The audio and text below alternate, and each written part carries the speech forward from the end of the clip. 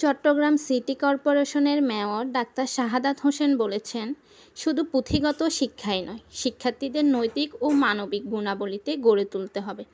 শিক্ষার মাধ্যমে তাদের ভালো মানুষ হিসেবে তৈরি করাই মূল লক্ষ্য হওয়া উচিত। সন্দ্বীপের নুরুল মুস্তাফা ফাউন্ডেশনের আয়োজনে এসএসসি ও সমমান পরীক্ষা 2025 শিক্ষাবর্ষে জিপিএ 5 প্রাপ্ত কৃতী শিক্ষার্থীদের সংবর্ধনা অনুষ্ঠানে এসব কথা বলেন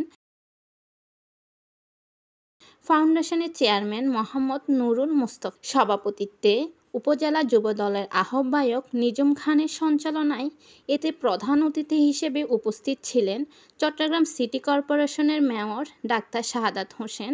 বিশেষ অতিথি হিসেবে উপস্থিত ছিলেন বিএনপির জাতীয় নির্বাহী কমিটির সদস্য তারিকুল আলম তেনজিং, সন্দ্বীপ উপজেলা বিএনপির আহ্বায়ক অ্যাডভোকেট মোহাম্মদ আবু তাহের, সদস্য সচিব আলমগীর হোসেন ঠাকুর, পৌর বিএনপির ভারপ্রাপ্ত আহ্বায়ক মোশাররফ হোসেন দিদার, মহানগর স্বেচ্ছাসেবক দলের সিনিয়র সহসভাপতি জিয়াউর রহমান জিয়া এবং মহানগর ছাত্রদলের সাবেক সহসভাপতি ইঞ্জিনিয়ার সাখাওয়াত হোসেন শাহীন হায়াত প্রমুখ।